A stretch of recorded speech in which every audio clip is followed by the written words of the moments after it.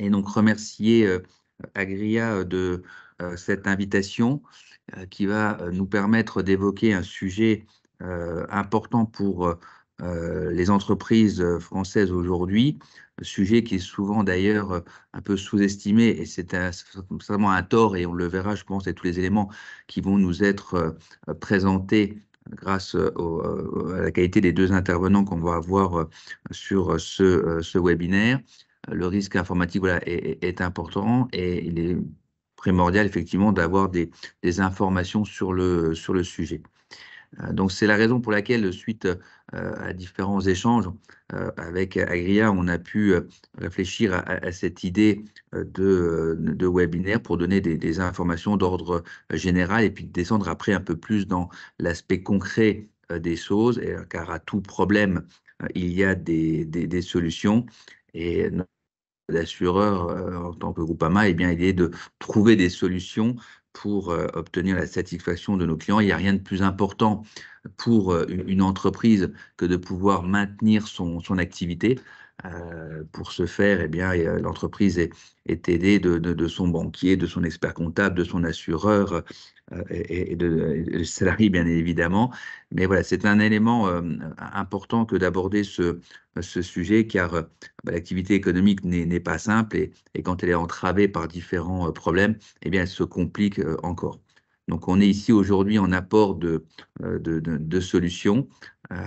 Et l'idée, si je devais reprendre la maxime d'une certaine compagnie d'assurance, eh bien, nous sommes là pour permettre à tout un chacun de pouvoir réaliser sa vie en pleine confiance. Et ça va être donc l'objet de ce petit webinaire aujourd'hui.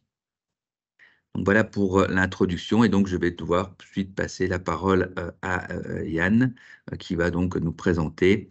Alors, oui, c'est vrai qu'on a peut-être pu commencer aussi par se présenter, donc je vais commencer par le faire. Je suis donc Frédéric Chevreux, le responsable commercial du marché entreprise pour le compte de Groupama Grand Est. Et donc je vais proposer à Sophie de se présenter également. Donc, Sophie Barbier, je suis chargée d'affaires entreprise à Groupama. Et donc, moi, je suis Yann Mao, consultant en cybersécurité chez Cybex Assistance. Alors, je me présente aussi, excusez-moi. Là, je prends le relais parce que Julie Coignus, responsable qualité chez Agria Grand Est, elle ne peut pas être là. Moi, je suis la chargée de communication chez Agria Grand Est. Donc, c'est moi qui vous ai envoyé les mails, les invitations, et je vous enverrai aussi après le lien pour le webinaire. Et je présente aussi Camille qui est là, mais comme son micro ne fonctionne pas, et Camille, elle est chez nous depuis septembre, elle est assistante qualité. Voilà, et du coup, j'avais coupé quelqu'un, je crois que c'était toi, Yann, du coup, je te laisse reprendre la parole. Il n'y a pas de souci. Du coup, on va rentrer tout de suite dans le vif du sujet. On va parler du risque cyber. Alors, rapidement, au niveau du sommaire, je vais présenter Cybex très rapidement. On va faire un panorama des risques, quelques chiffres, les formes d'attaque les plus répandues, qu'est-ce qu'on doit faire en cas de cyberattaque, et surtout parler des bonnes pratiques. Voilà le sommaire de ma partie. Et je vais rapidement parler de Cybex. Donc, Cybex, c'est une filiale du groupe Saretech. Saretech, c'est un des leaders de l'accompagnement avant et après sinistre, à peu près 300 000 missions traitées par an. Expertise d'assurance, technique spécialisée, industrie, etc. Et la filiale, donc Cybex, vous accompagne de la prévention des risques jusqu'à la résolution des incidents de cybersécurité. Et nous sommes labellisés experts cyber. Il y en a à peu près 200 en France. Et on va rentrer tout de suite dans le panorama des risques et les chiffres clés. Et avant de définir ce qu'est le risque cyber, ce qui nous intéresse aujourd'hui, on va prendre un petit peu de hauteur et on va parler de l'écosystème qu'il y a autour de ce risque, et plus globalement les risques d'entreprise. Alors, le risque d'entreprise, c'est quoi? C'est ce qui va vous faire dévier de vos objectifs, c'est ce qui va vous empêcher de faire votre chiffre d'affaires. Et on va parler donc de nature de risque. Comme on le voit sur l'image ici, vous avez les risques stratégiques, ceux qui sont par exemple liés à la concurrence, les risques naturels, les inondations, les tempêtes, interruption d'activité. Ça va être plutôt la pandémie, par exemple. On a les changements climatiques aussi qui rentrent dans les risques. Et viennent ensuite les risques les risques informatiques, les risques IT, donc technologie de l'information. Et ça va être les pannes informatiques. Par exemple, les utilisateurs ont un confort numérique, mais ils continuent à enregistrer leur mot de passe sur les navigateurs ou à utiliser des post-it. Ça va être par exemple la sauvegarde qui doit se faire tous les jours et en fait qui se fait tous les mois. On est sur des risques informatiques. Et enfin, on y vient, donc c'est le risque cyber. Et le premier risque, le tout premier, c'est de penser qu'il n'y en a pas. C'est de penser que ça n'existe pas et surtout de penser que ça va toucher que les autres, ce qui n'est pas le cas. Et donc, c'est quoi le risque cyber? C'est un risque qui vient d'une menace numérique, le plus souvent intentionnelle, et qui peut s'opérer aussi bien de l'extérieur de votre entreprise que de l'intérieur. En fait, c'est une atteinte à un système informatique dans un but malveillant. Et ce qu'il faut savoir, c'est qu'aujourd'hui, le développement macroéconomique, c'est-à-dire l'inflation, la déflation, les programmes d'austérité des États, l'interruption d'activité et les incidents cyber sont les 3 risques les plus importants pour les entreprises aujourd'hui. Et dans le monde, le risque cyber prend la tête de ce classement depuis déjà quelques années, malheureusement. Si la cybercriminalité était un État, un pays aujourd'hui, elle serait la 3e puissance mondiale en termes de PIB. C'est plus de 6 000 milliards de dollars. Qui ne rêverait pas d'avoir ce chiffre d'affaires? Et donc, les enjeux aujourd'hui, c'est de vous armer, vous, entrepreneurs et collectivités, entreprises, etc., pour faire face à la menace cyber et notamment par la prise de conscience. Selon l'Agence nationale de la sécurité des systèmes d'information, donc c'est l'ANSSI, le nombre de cyberattaques a été multiplié par 4 entre 2020 et 2021 et 8 entre 2021 et 2022. C'est exponentiel. Et cette hausse, elle va s'expliquer notamment par la structuration et la spécialisation des réseaux de criminels cyber. Autre signe de cette intensification, cybermalveillance qui nous le dit, pardon, elle a enregistré une hausse de fréquentation de plus de 160% en 2022, toutes victimes confondues. Parmi elles, c'est plus de 10 000 entreprises qui sont venues chercher de l'assistance suite à une attaque. Autre chiffre, il faut savoir que à peu près les 2/3 des petites entreprises, donc à peu près 60%, qui subissent une atteinte à la sécurité, fermeront leurs portes en moins d'1 an, en raison des coûts élevés qu'elles encourent, qu'ils soient visibles ou cachés, et ça on les verra tout à l'heure avec Sophie. Donc personne n'est à l'abri, et notamment les petites entreprises. Autre chiffre, 35% des incidents sont générés malgré eux par des collaborateurs. D'où l'importance d'être particulièrement vigilant sur ce maillon faible qu'est l'humain aujourd'hui. Enfin, cyberattaque signifie aussi perte de temps précieux. Et on le voit sur la dernière image. Il faut 9 semaines pour réparer les dégâts d'une cyberattaque, donc 9 semaines en moyenne. On ne parle pas d'heures ni de jours. Cette résolution de problèmes techniques, elle est chronophage. Et elle nécessite donc jusqu'à 9 semaines. Ça peut aller donc de quelques jours pour les entreprises qui sont prêtes, qui sont conscients du risque, à plusieurs mois, voire la faillite, comme on l'a vu pour les entreprises qui n'ont pas cette prise de conscience et qui surtout n'ont pas sécurisé leur système d'information. Petit chiffre aussi, plus d'une entreprise sur 2 a vécu au moins une attaque cyber en 2022. C'est-à-dire que 50% des entreprises se sont faites attaquer. Les autres le savent peut-être même pas, mais le sont déjà. D'accord ? Dernier chiffre, après je vous embête plus avec les chiffres clés sur la cybersécurité. Ici, on voit le top 3 des répartitions, donc toujours de l'ANSSI, des entités victimes d'attaques par rançongiciel en 2022. Et on voit que 40% des entreprises attaquées sont les PME, TPE et ETI, 23% de collectivités territoriales et locales, 6% pour les grosses entreprises, les entreprises stratégiques. Et qu'est-ce que nous disent ces chiffres ? Ils nous disent que les PME, TPE sont plus attaquées que les autres. Pourquoi ? Qu'est-ce que vous trouvez plus facile de rentrer dans une maison si la porte est ouverte ou si elle est fermée ? Est-ce que voler dans un magasin avec ou sans caméra et vigile est plus simple ? Oui, on va attaquer les PME, les TPE, les ETI parce qu'elles n'ont pas ou peu de sécurité. Et surtout parce que les attaques sont faites par opportunisme. On va rarement vous cibler directement. Et en général, les cybercriminels vont scanner la toile, rechercher toutes les portes d'entrée non protégées pour pouvoir derrière, s'il faut filer, vous attaquer. D'accord ?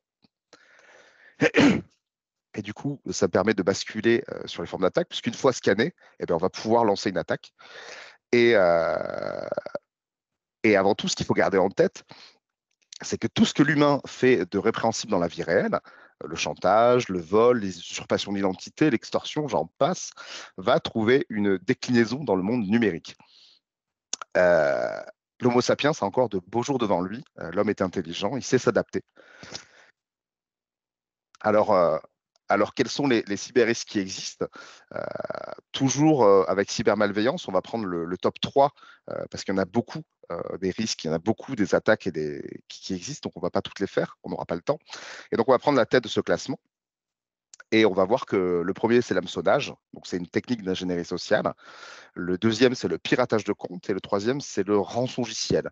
Rapidement, sur l'hameçonnage, on va retrouver plusieurs formes. Aujourd'hui, c'est la pédopornographie, la fausse livraison sur le colis, l'arnaque au renouvellement de mise à jour de la carte vitale, par exemple. Pardonnez-moi. Sur le piratage de compte, on a une hausse par rapport à l'année dernière de 97% sur les messageries, qui sont les premières ciblées, on va le voir après, les réseaux sociaux, les comptes bancaires, etc. Et le ransomware, lui, il a subi une petite baisse, moins 16%. Il est toujours troisième.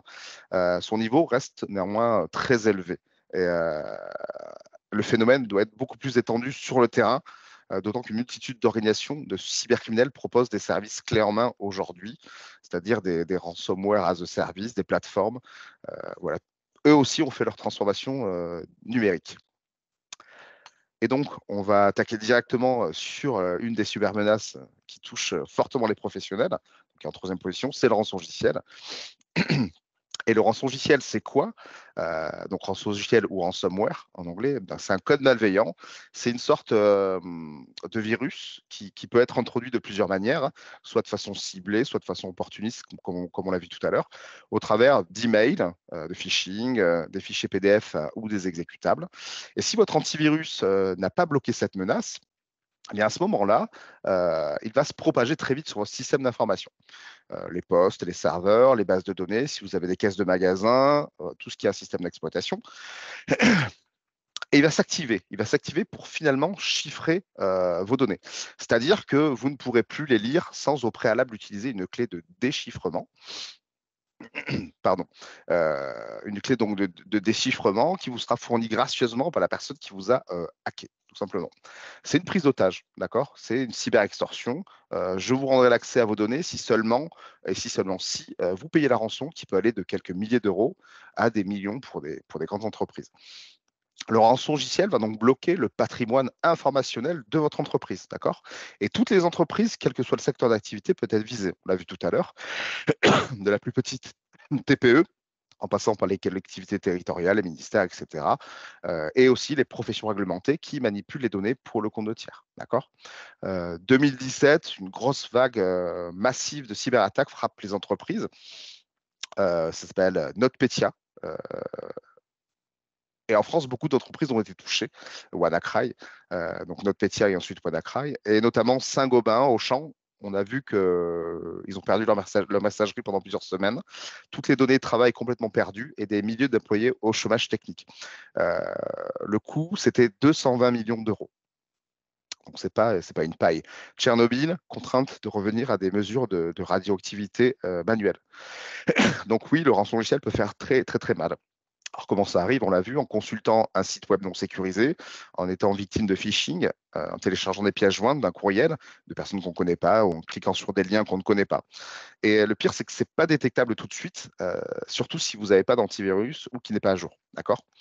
Les pirates vont s'infiltrer sur votre réseau auquel est relié l'ordinateur affecté et après, c'est le drame, hein, tout s'enchaîne.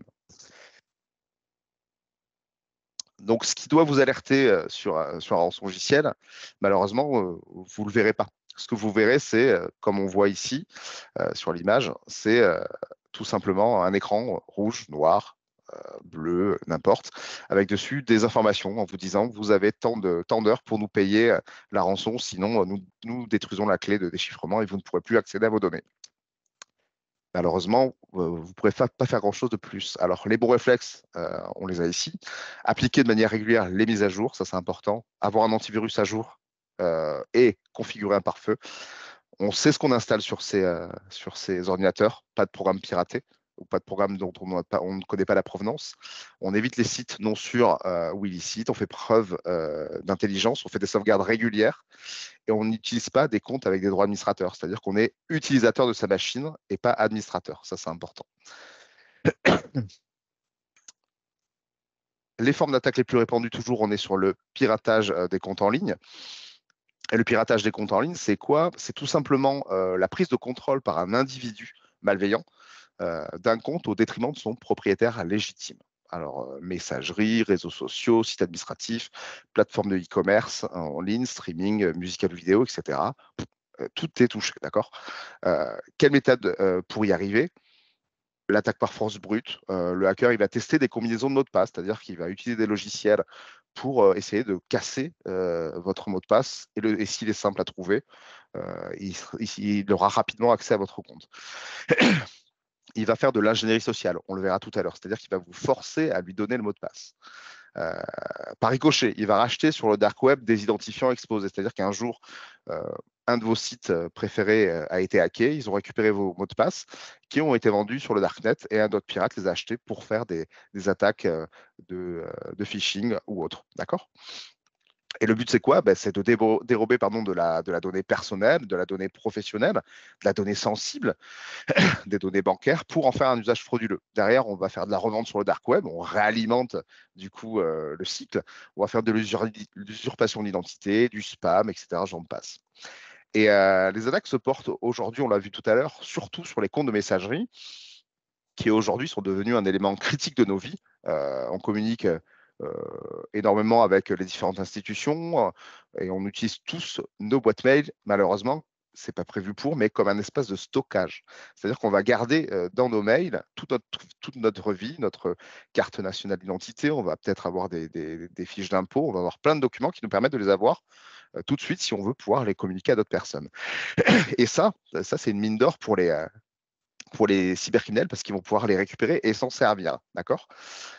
Donc, qu'est-ce qu'ils vont faire une fois qu'ils auront votre messagerie? Ils vont filtrer des mots-clés, tout simplement RIB, relevé bancaire, papier d'identité, document pro, mot de passe. Et en prenant la main sur vos mails, ils vont rechercher tout ça et du coup récupérer toutes vos données personnelles, toute cette valeur, toute cette mine d'or pour pouvoir l'utiliser derrière pour derrière revendre sur le dark web, refaire du phishing, utiliser tous vos contacts pour leur faire du spamming, etc., etc.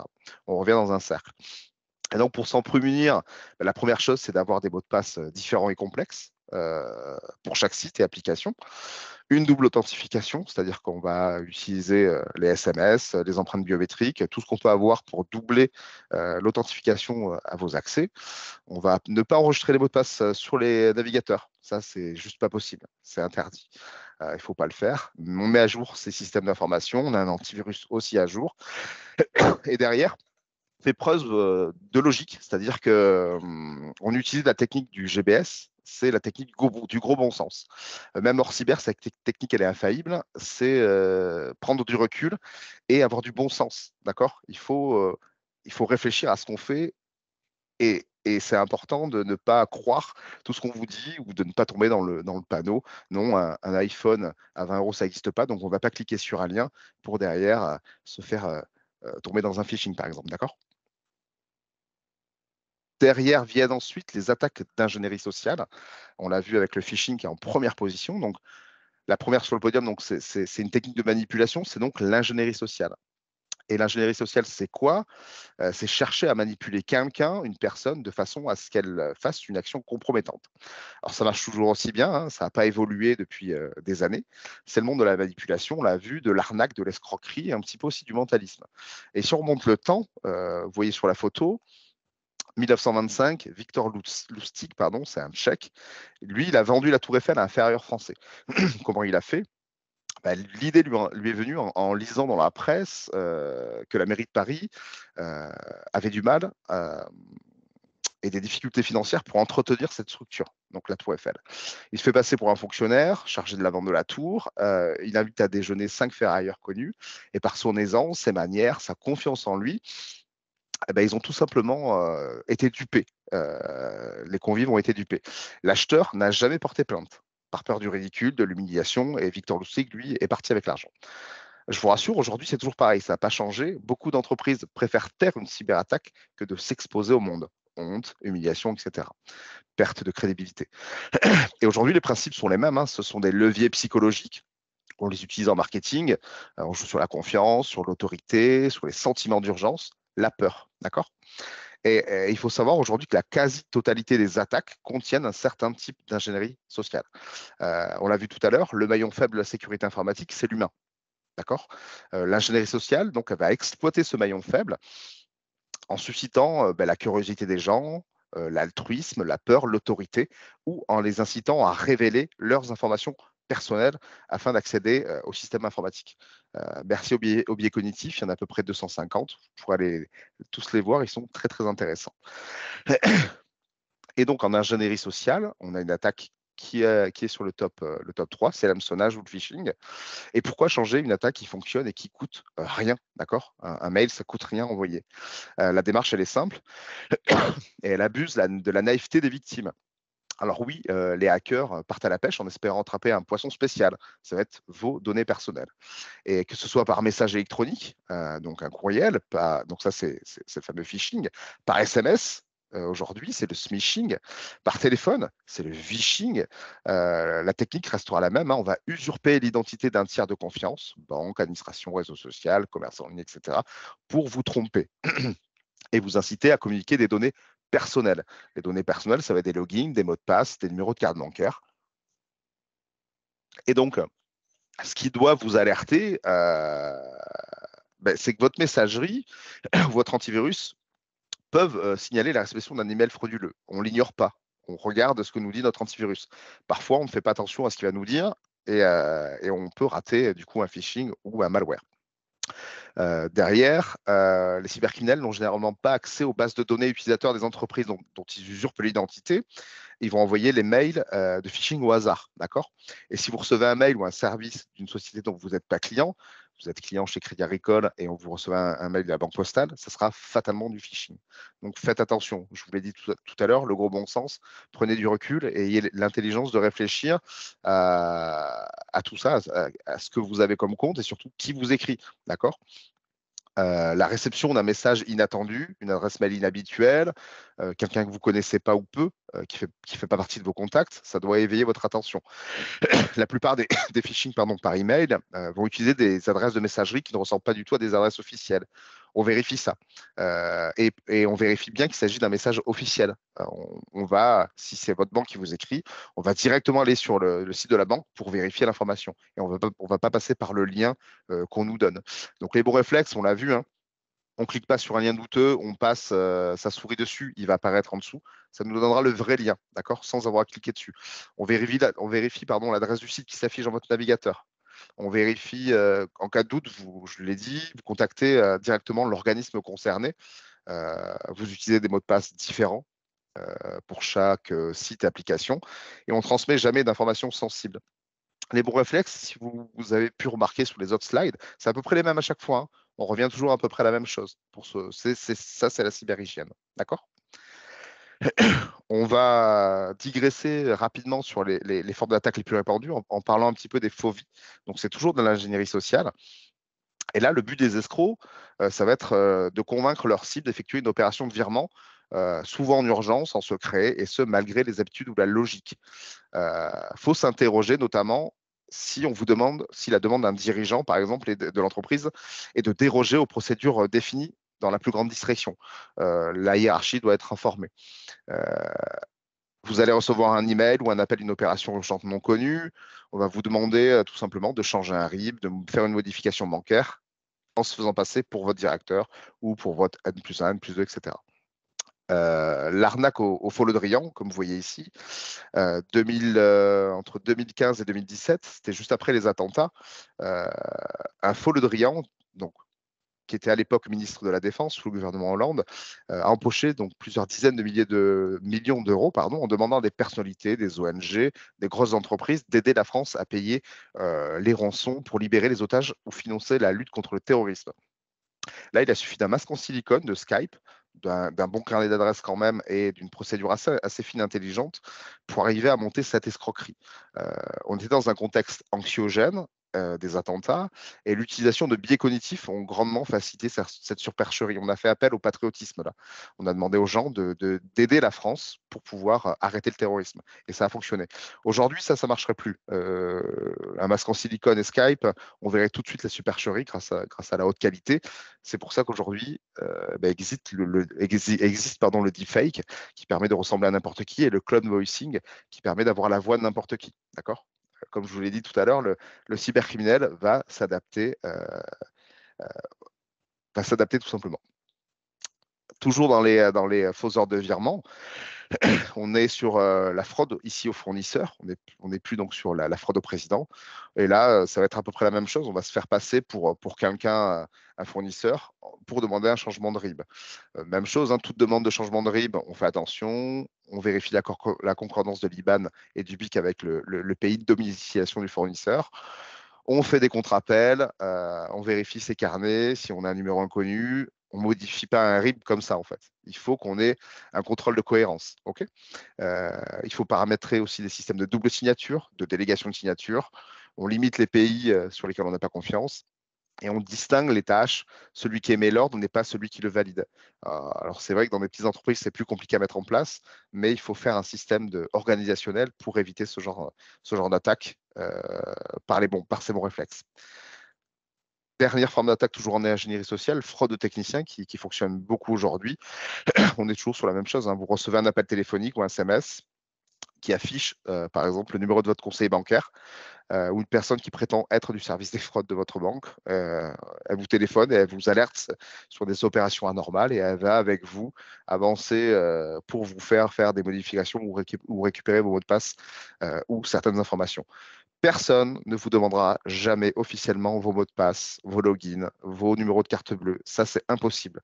N'importe quel organisme, personne ne vous le demandera. Si on vous le demande, c'est qu'il y a un problème. Donc voilà, c'était pour faire un petit tour rapidement sur les attaques et une petite dégression sur les fraudes qui vous touchent aussi. Et donc, qu'est-ce qu'on fait en cas de cyberattaque ?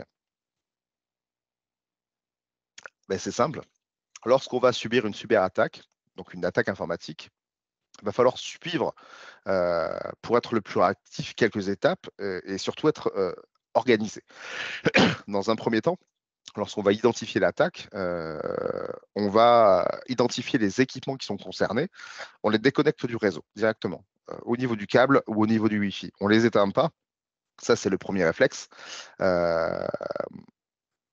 On ne va pas couper leur aliment électrique parce que ce type de procédure est déconseillé. Ça va faire perdre des éléments de preuve concernant l'attaque subie. C'est-à-dire que si on l'éteint, ça va vider de la mémoire vive, etc. Et on pourrait plus, et certaines informations vont être écrasées.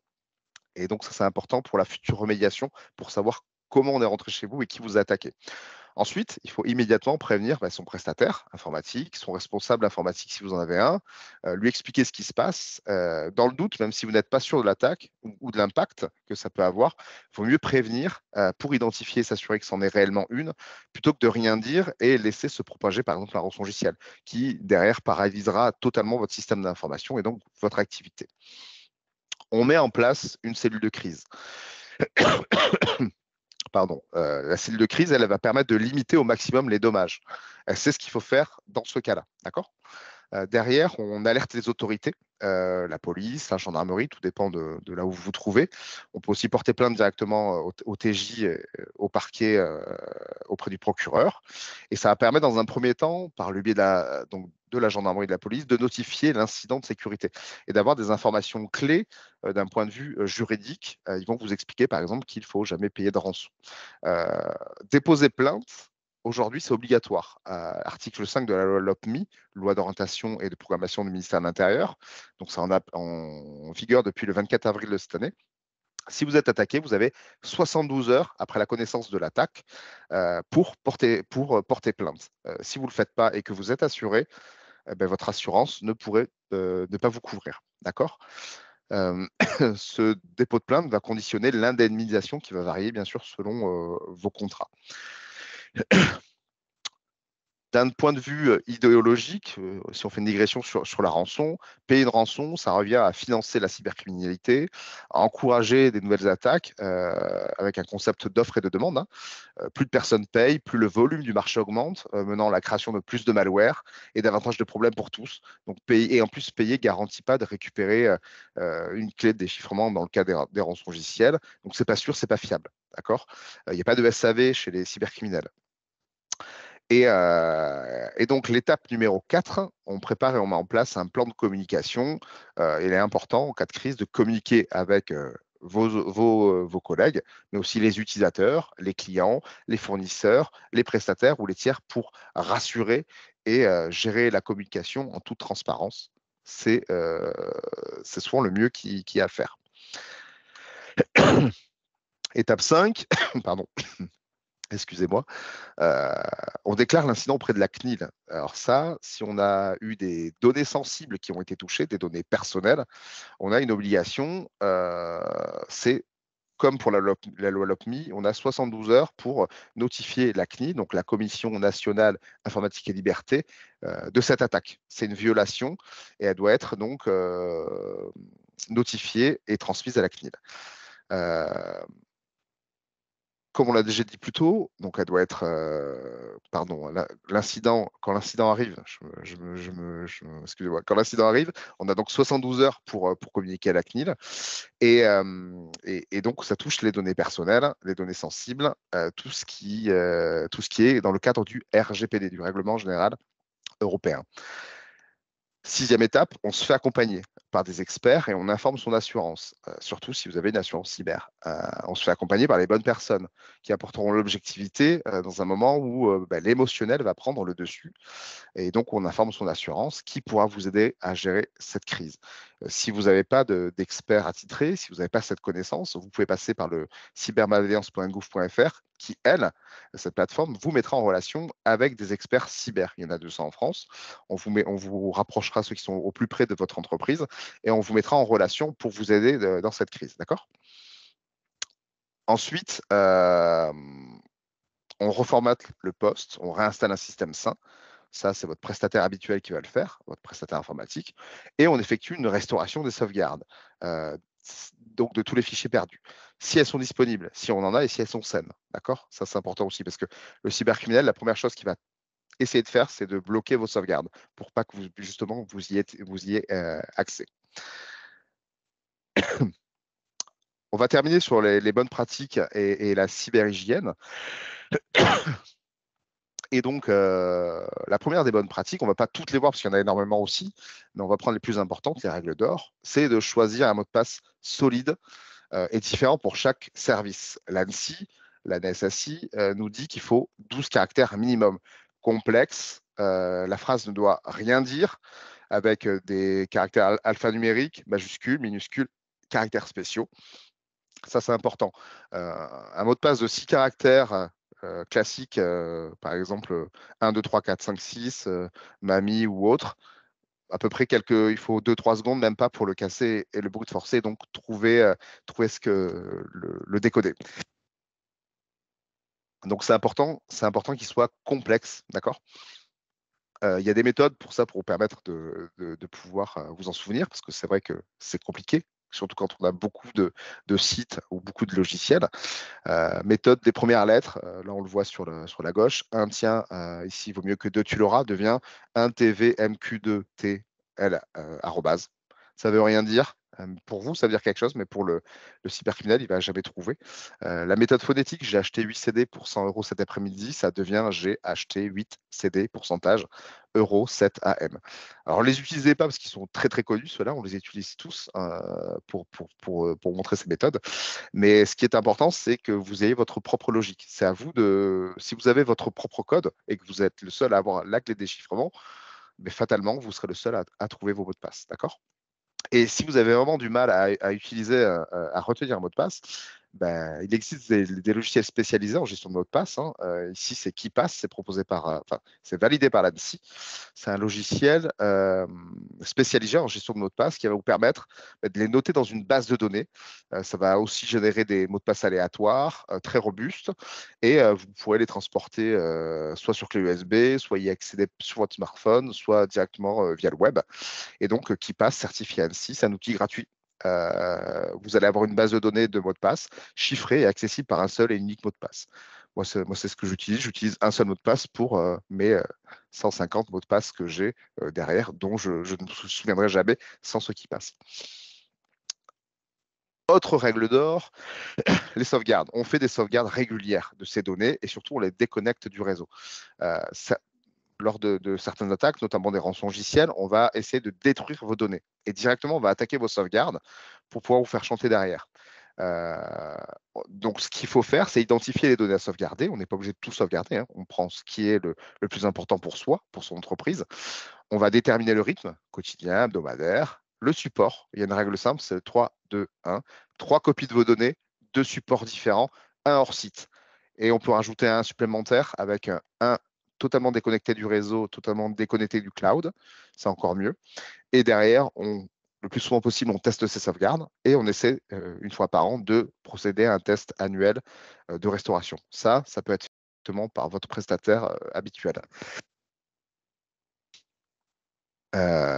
Ensuite, on fait sans tarder les mises à jour de ces systèmes, que ce soit Windows, Apple ou autre. On va vous proposer des mises à jour du système. Des fois, on ne les applique pas ou on attend pour les appliquer.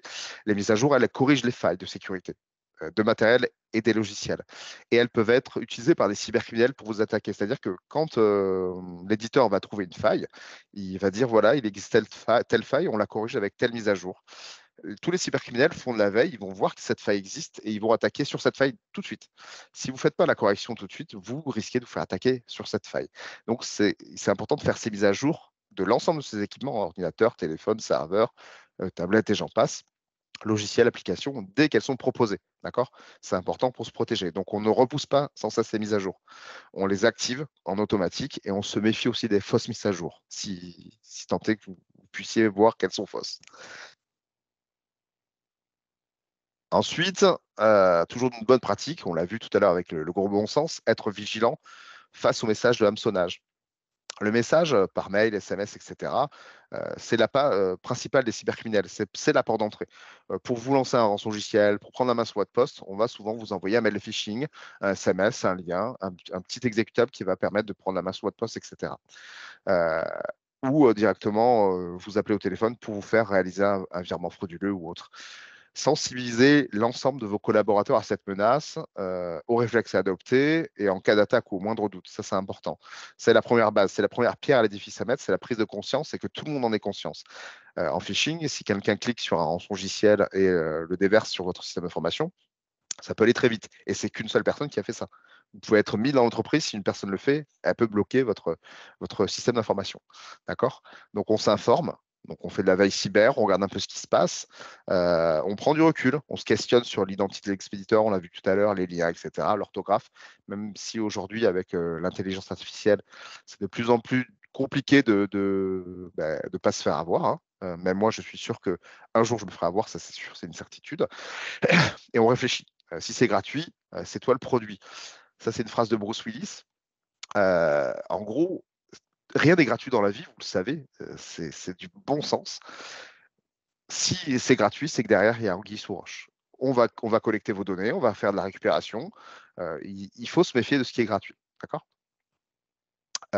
Dernière bonne pratique, on se fait accompagner par des prestataires de confiance. Je vous l'ai dit, Cybex est labellisé expert cyber. Donc, c'est un label qui a été développé par cybermalveillance.gouv.fr en partenariat avec plein de personnes, des fédérations, la Syntec, etc. Et donc, ça vise à reconnaître l'expertise des experts en matière de cybersécurité. Faites appel à des experts cyber si vous avez des soucis. Benchmarkez avant, c'est-à-dire regardez ce qui existe autour de chez vous pour pouvoir déjà avoir des contacts. Prenez contact pour pouvoir, en cas d'attaque, bénéficier directement du meilleur accompagnement possible. par le meilleur prestataire autour de chez vous. D'accord? Cibex, nous, on est sur Bordeaux, on rayonne sur la France, tout comme Saretech, mais vous pouvez avoir des experts cyber près de chez vous. D'accord? Et pour finir, quelques liens utiles, ssi.gouv.fr. Donc ça, c'est le site de l'ANSSI, cybermalveillance.gouv.fr, c'est le site de cybermalveillance.gouv.fr. Et il y a énormément de fiches réflexes, d'informations, de livrets blancs qui vont vous permettre de pouvoir avancer sur votre prise de conscience, vous aider aussi à comprendre ce qu'est le risque cyber. Et c'est important du coup d'aller sur ces sites qui vont vous aider totalement gratuitement. Vous allez pouvoir récupérer beaucoup de documentation. Dernier petit point, secnumacademy.gouv.fr, toujours par l'ANSSI et par l'État. C'est un MOOC qui va vous permettre de vous certifier, donc c'est gratuit aussi, qui va vous permettre de vous certifier avec des badges sur la cybersécurité et donc de comprendre l'ensemble des problématiques liées à la cybersécurité. Voilà, c'est tout pour moi. Je vais donc du coup laisser la main pour la suite de ce webinaire. Merci beaucoup, Yann, pour. Je suis peut-être allé un petit peu vite, je suis désolé. Non, c'était très bien. On a un timing, effectivement, on avait fixé à 45 minutes cette présentation de contexte.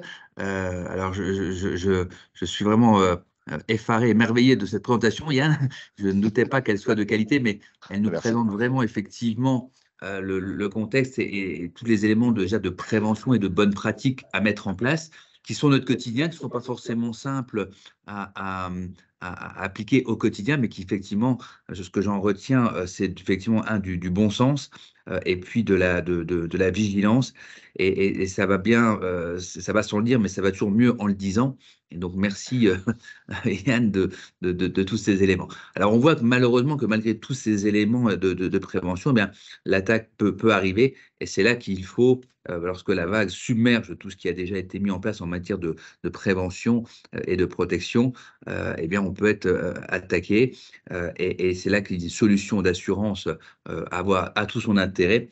Et je vais donc pouvoir passer la parole à Sophie qui va nous présenter l'assurance du risque cyber. Bonjour à tous. Donc, il y a certains éléments qui ont été déjà évoqués avec Yann. Donc, je vais essayer d'aller à l'essentiel. Donc, les entreprises se situent dans un contexte réglementaire du RGPD, puisqu'on est à peu près 59% de la population à surfer sur le web. Donc, difficile de réglementer tous ces échanges sur la toile. Donc, forcément, comment protéger les citoyens et protéger leurs données, c'est d'imposer des process au niveau des entreprises afin de protéger les données personnelles et sensibles. Donc, d'après le CESIN, qui est le club des experts de la sécurité de l'information numérique, vous voyez que 45% des entreprises ont subi une cyberattaque et on a vu que 60% ont noté un impact important sur leur business.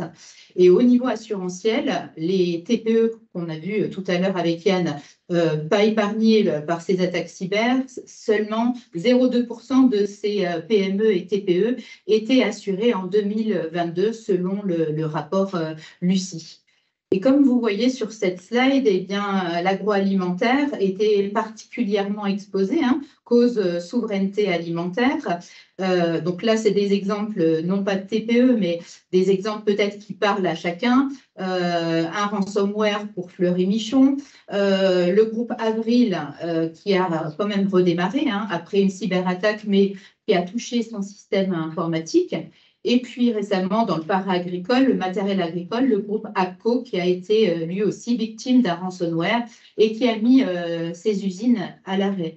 Donc, on voit quand même qu'effectivement, c'est une recrudescence des attaques dans le domaine de l'agroalimentaire et parallèle à l'agroalimentaire. Alors, les objectifs, on les a un petit peu déjà déclinés avec Yann. C'est quoi l'objectif du hacker? Eh bien, c'est le vol de données, le vol d'argent, la destruction du matériel informatique. Ça peut être espionner des concurrents, puisque se revendre des données à des structures peu scrupuleuses ou tout simplement des concurrents qui souhaitent obtenir des données. et puis tout simplement parfois prendre le contrôle de système pour faire des opérations illégitimes, ou simplement la satisfaction personnelle du hacker. Ça arrive. Et les impacts financiers de ces cyberattaques, on a une partie visible, une partie émergée qu'on mesure assez facilement et qu'on peut assez facilement imaginer. Effectivement, une mise en conformité réglementaire à effectuer, des frais d'avocat à sortir, une sécurisation des données clients post-incident. Et puis, on voit aussi la partie d'enquête technique, savoir d'où ça vient, qu'est-ce qui a été atteint par quel type d'attaque, et une partie peut-être un peu plus immergée, avec des coûts financiers cachés ou moins connus, comme une érosion du chiffre d'affaires liée à la perte de contrat avec des clients, une perte de confiance accordée par les clients, une perte de propriété intellectuelle si on nous a pris des données sensibles sur un process qui était propre à votre entreprise, une dépréciation de la valeur de la marque que vous portez, et puis éventuellement des frais supplémentaires, donc une augmentation du coût de votre dette. Et si vous aviez été assuré, peut-être effectivement à l'issue de cette attaque, une augmentation des primes d'assurance.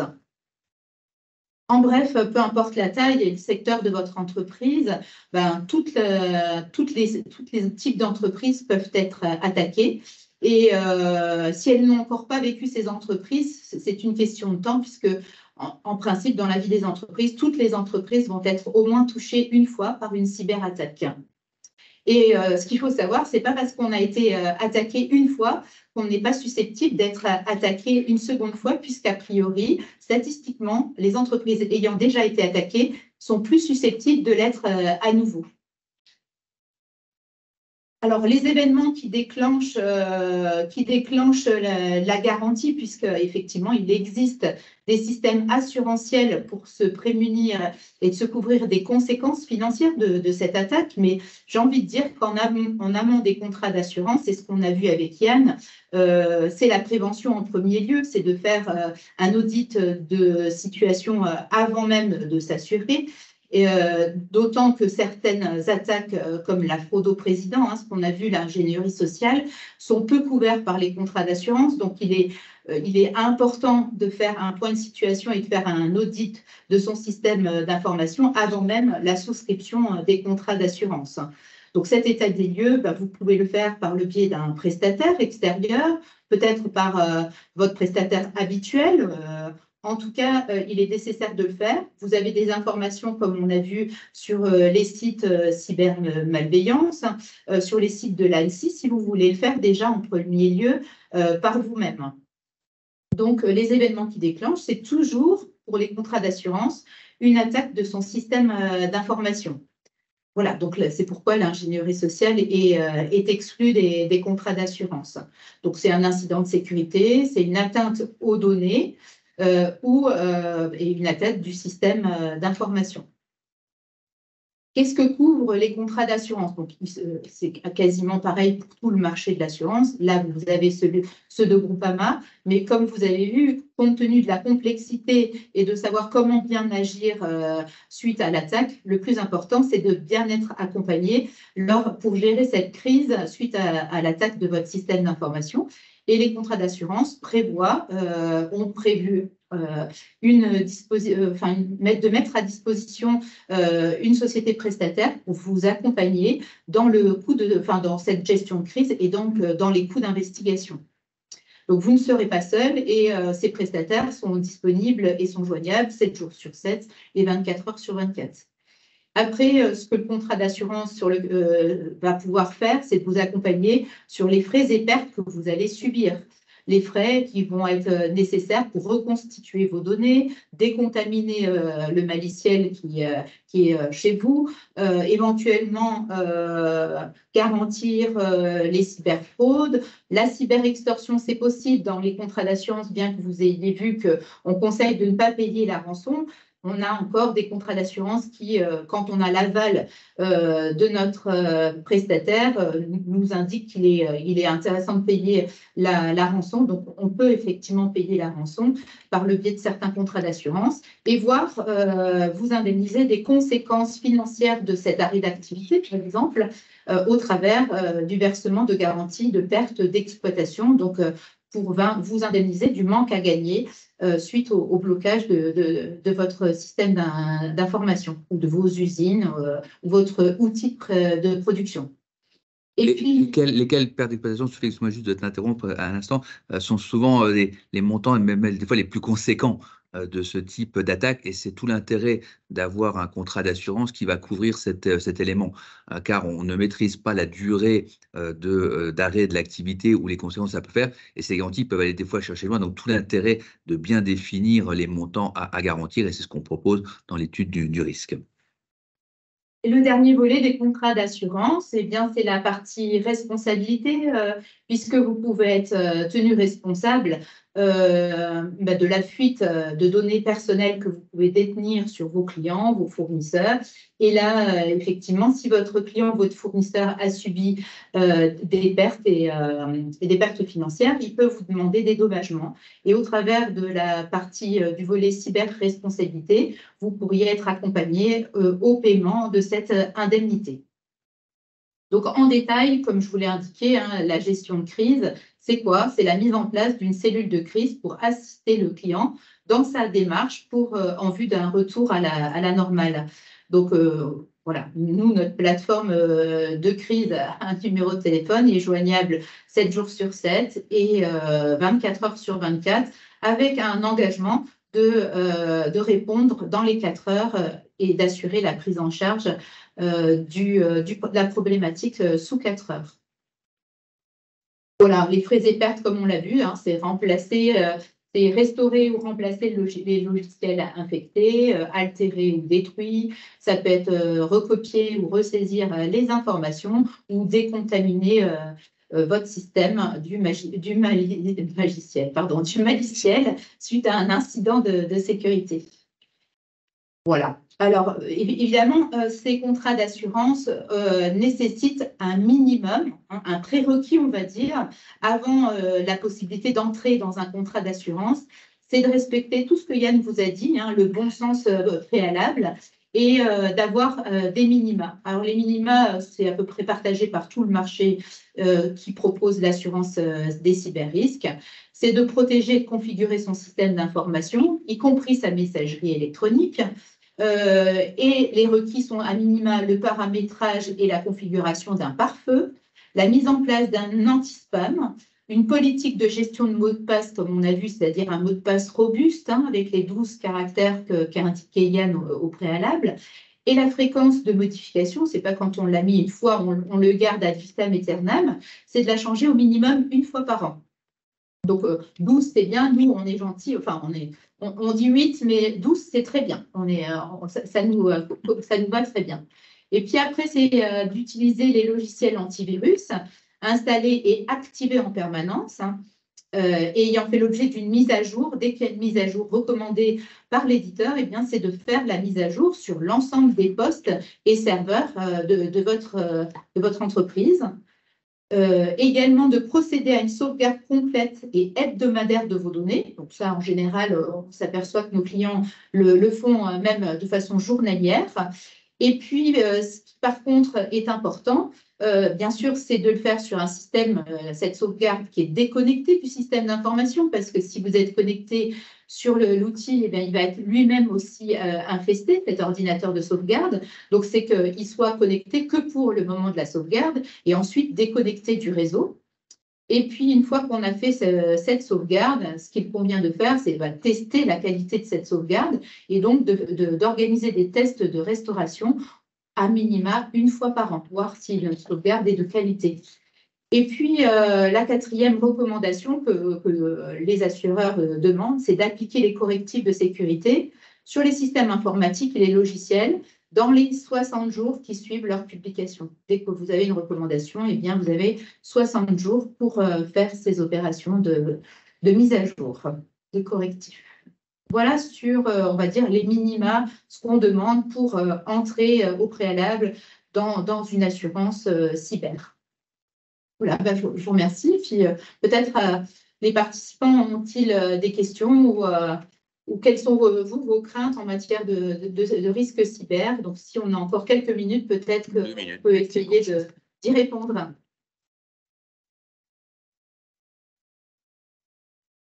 Oui, on a encore quelques minutes, mais je crois que pour le moment, il n'y a pas de questions. Juste un petit point, effectivement, le contrat d'assurance a toute son importance, comme vient de le présenter Sophie. Il peut y avoir effectivement quelques exclusions, et donc là, tout l'intérêt, c'est effectivement de contacter son assureur pour lui évoquer le sujet. Il est important pour nous, dans la notion de l'accompagnement de nos clients et des entreprises en général, voilà, d'aborder ce sujet, de ne pas se voiler la face et donc de pouvoir derrière faire une proposition de couverture que l'entreprise prend ou ne prend pas. Ce que je voulais juste évoquer en sujet supplémentaire, c'est que cette garantie que nous proposons maintenant depuis quelques années, eh bien, connaît déjà certains changements, quelques évolutions, puisque un assureur réagit souvent en termes de rapport sinistre à cotisation. Et aujourd'hui, on a un rapport station qui est en train de se dégrader. Ça veut dire quoi? Ça veut dire que la garantie a toute son utilité. Ça veut dire qu'on est amené à payer des sinistres qui prennent de l'ampleur.